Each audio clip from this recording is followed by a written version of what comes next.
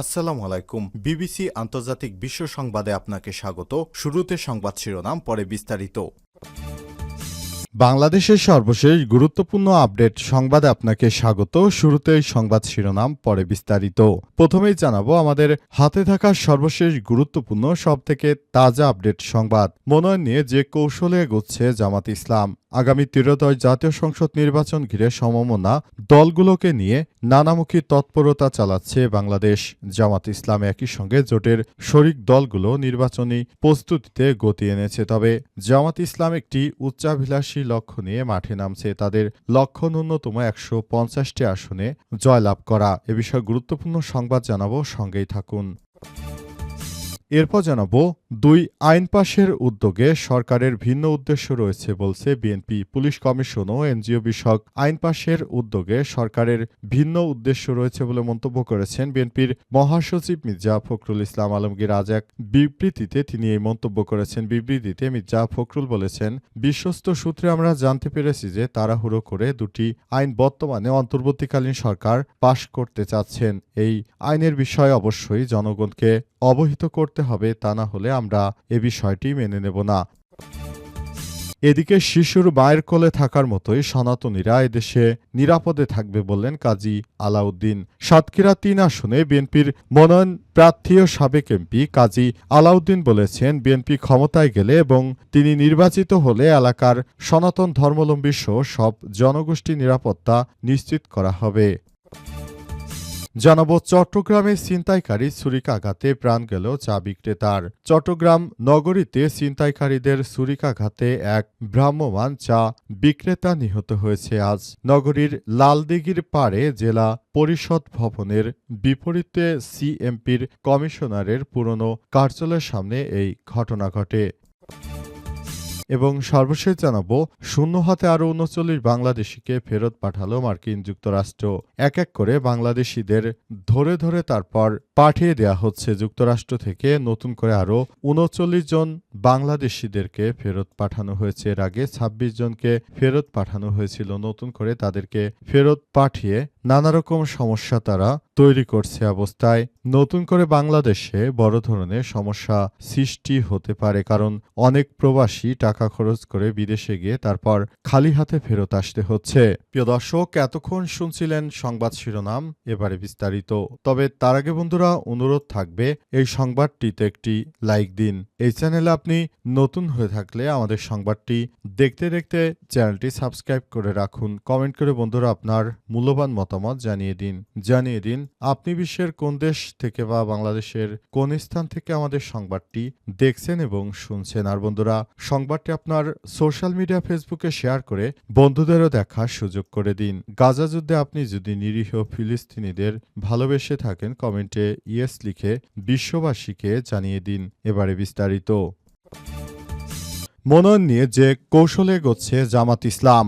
আগামী ত্রয়োদশ সংসদ নির্বাচন ঘিরে সমমনা দলগুলো নিয়ে নানামুখী তৎপরতা চালাচ্ছে বাংলাদেশ জামাত ইসলাম। একই সঙ্গে জোটের শরিক দলগুলো নির্বাচনের প্রস্তুতিতে গতি এনেছে। তবে জামাত ইসলাম একটি উচ্চাভিলাষী লক্ষ্য নিয়ে মাঠে নামছে। তাদের লক্ষ্য ন্যূনতম ১৫০টি আসনে জয় বের করে আনা। সংশ্লিষ্ট সূত্রের দাবি, সমমনা দলগুলো নিয়ে আসন সমঝোতার আলোচনায় প্রায় চূড়ান্ত করেছে জামাত ইসলাম। এখন একটি সমন্বয় কমিটি শেষবারের মতো মাঠ পর্যায়ে জরিপ করছে। কোন দলের কাকে মনোনয়ন দিলে জয়ের সম্ভাবনা রয়েছে সেসব বিষয় নিয়ে তথ্য সংগ্রহ করা হচ্ছে। এরপর যোগ্যতা এবং জয়ের সম্ভাবনা বিচার সমমনা এবং দলগুলো থেকে প্রার্থী মনোনয়ন দেয়া হবে নিয়ে দর কষাকষি শেষ পর্যায়ে। সূত্র আরও জানায়, চলতি মাসে না হলেও আগামী ডিসেম্বরের প্রথম সপ্তাহে এই বিষয়ে আনুষ্ঠানিক ঘোষণা আসবে। তবে যে আসনে যার জয়ের সম্ভাবনা আছে তিনি মনোনয়ন পাবেন, তিনি যে দলেরই হন না কেন। অবশ্য জামাত এবং তাদের শরিক দলগুলোর মধ্যে কোনো প্রচলিত জোট গঠিত হয়নি, বরং এটি একটি নির্বাচনী বা আসন ভিত্তিক সমঝোতার ভিত্তিতে নির্বাচনে অংশ নেওয়ার কৌশল হিসেবে চূড়ান্ত করা হচ্ছে। কয়েকটি দলের দায়িত্বপ্রাপ্ত নেতারা কালবেলাকে জানিয়েছে, জামাত সহ ৮টি দল নিয়ে গঠিত সম্ভাব্য জোটের নির্বাচনী প্রস্তুতি দ্রুত এগুচ্ছে।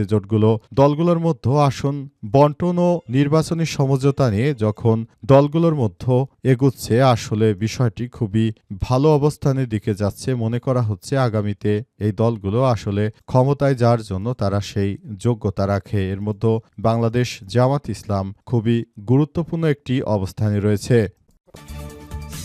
২ আইন পাশের উদ্যোগে সরকারের ভিন্ন উদ্দেশ্য রয়েছে বলছে বিএনপি। পুলিশ কমিশন ও এনজিও বিষয়ক আইন পাশের উদ্যোগে সরকারের ভিন্ন উদ্দেশ্য রয়েছে বলে মন্তব্য করেছেন বিএনপির মহাসচিব মির্জা ফখরুল ইসলাম আলমগীর। আজ এক বিবৃতিতেই মন্তব্য করেছেন তিনি। বিবৃতিতে মির্জা ফখরুল বলেন, বিশ্বস্ত সূত্রে আমরা জানতে পেরেছি তাড়াহুড়ো করে দুটি আইন বর্তমান অন্তর্বর্তীকালীন সরকার পাশ করতে যাচ্ছে। একটি সংশোধিত পুলিশ কমিশন আইন, অন্যটি এনজিও সংক্রান্ত আইন। আমরা মনে করি নির্বাচনের পূর্বে এই ধরনের আইন পাশ করার পেছনে সরকারের নিজস্ব কোনো ব্যক্তিগত স্বার্থ থাকতে পারে। তাই তিনি মনে করেন আগামীতে যখন নতুন সরকার ক্ষমতা আসবে বা নতুন সরকার যখন দায়িত্ব গ্রহণ করবে তখন যেন এই ধরনের আইনগুলো পাশ করা হয়, সেক্ষেত্রে দেশের মানুষের জন্য সেটি সবথেকে ভালো হবে বলে মন্তব্য করেছেন বিএনপির মহাসচিব মির্জা ফখরুল ইসলাম। তাছাড়া এখন যদি সরকার কোনো ধরনের এই ধরনের আইন পাশ করে সে বিষয়টি জনগণ মেনে নেবে না বলে মন্তব্য করেছেন বিএনপির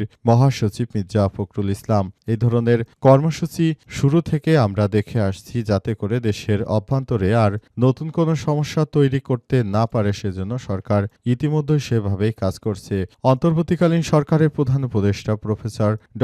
মোহাম্মদ ইউনূসের সরকার নতুন বাংলাদেশ গড়ে তোলার জন্য তিনি সর্বক্ষেত্রে কাজ করছেন এবং তিনি দেশকে একটি ভালো অবস্থানে নিয়ে যাওয়ার জন্য যে কাজ করছেন সেটাতে বিএনপি বাধা দেয়নি। তবে এই ধরনের আইন সংস্কার করতে গিয়ে তারা দেশের অভ্যন্তরে কোনো বিশৃঙ্খল পরিস্থিতি যদি তৈরি করতে চায় বা সরকার যদি তাদের হীন কোনো স্বার্থ হাসিল করতে চায়, সে ব্যাপারে বিএনপি সরকারকে কোনোভাবেই ছাড় দেবে না বলে সরাসরি হুঁশিয়ারি দিয়েছেন বিএনপির মহাসচিব মির্জা ফখরুল ইসলাম আলমগীর।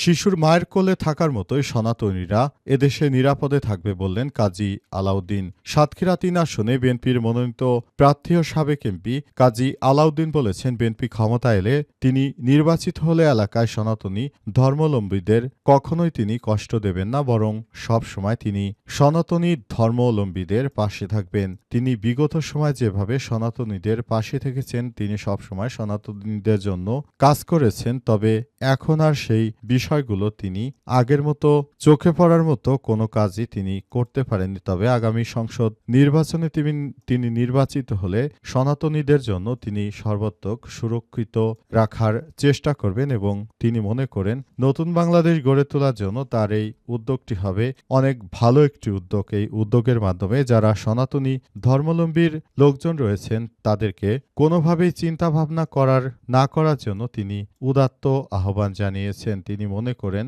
বাংলাদেশটা আমাদের সবার, সুতরাং আমাদেরকে এ ব্যাপারে উদ্যোগ নিতে হবে। এই সনাতনী ধর্মাবলম্বীরা আমাদের ভাই বোন, তাদের পাশে থাকতে হবে। বিএনপি ক্ষমতায় গেলে সবার জন্য সুরক্ষিত একটি সমাজ বিনির্মাণ করা হবে বলে মন্তব্য করেছেন তিনি আরো বলেন, আমরা নতুন বাংলাদেশ গড়ে তোলার জন্য যেই কর্মসূচি দরকার সেটি চলমান রেখেছি এবং এটি করতে চাই, নতুন করে দেশটাকে সুন্দরভাবে সাজাতে চাই। চট্টগ্রামে ছিনতাইকারী ছুরিকাঘাতে প্রাণ গেল চা বিক্রেতার। চট্টগ্রাম নগরীতে ছিনতাইকারীদের ছুরিকাঘাতে এক চা বিক্রেতা গুরুতর আহত হয়েছে। আহত চা বিক্রেতাকে হাসপাতালে ভর্তির পর কর্মকর্তারা জানিয়েছে তিনি মারা গেছেন। দেশের বিভিন্ন স্তরে ছিনতাইকারীরা নানাভাবে সাধারণ মানুষকে টার্গেট করে তারপর হত্যা করছে। এই ধরনের অনাকাঙ্ক্ষিত ঘটনা যেন দেশে ভবিষ্যতে আর কখনো না ঘটে, সে ব্যাপারে সবাইকে আরও দায়িত্বশীল আচরণ করতে হবে। তা না হলে দেশের অভ্যন্তরে নতুন নতুন সংকট তৈরি হবে। দেশের অভ্যন্তরে শেখ হাসিনা দেশ ছেড়ে চলে যাওয়ার পরই নানাভাবে নানা সমস্যা শুরু হয়েছে। সব সমস্যাগুলো মোকাবেলা করার জন্য অন্তর্বর্তীকালীন সরকারের প্রধান উপদেষ্টা প্রফেসর ড. মোহাম্মদ ইউনূসের সরকার কাজ করছেন এবং নতুন বাংলাদেশ গড়ে তোলার জন্য কাজ করছেন। এ বিষয়ে কোতোয়ালি থানার ভারপ্রাপ্ত কর্মকর্তা ওসি আব্দুল করিম বলেছেন, রাত 2:30টার দিকে সাইকেলে ফিরিঙ্গি বাজারে বাসার দিকে যাচ্ছিলেন ইসমাইল। ওই সময় 3 ছিনতাইকারী তার পথরোধ করে এক পর্যায়ে তাকে ছুরিকাঘাত করা হয়। পরে তাকে উদ্ধার করে চট্টগ্রাম মেডিকেল কলেজ হাসপাতালে ভর্তি করা হলে দায়িত্বরত চিকিৎসক তাকে মৃত ঘোষণা করেছে। এই ধরনের অনাকাঙ্ক্ষিত ঘটনার জন্য আমরা কেউই প্রস্তুত ছিলাম না বলে জানিয়েছেন পুলিশের কর্মকর্তারা। তারা আরও জানিয়েছেন, এই ধরনের অনাকাঙ্ক্ষিত ঘটনা যেন দেশে আর না ঘটে সে ব্যাপারে আরও সবাইকে সতর্কতামূলক ব্যবস্থা গ্রহণ করতে হবে যাতে করে দেশের অভ্যন্তরে আর এই ধরনের সমস্যা সৃষ্টি না হয়।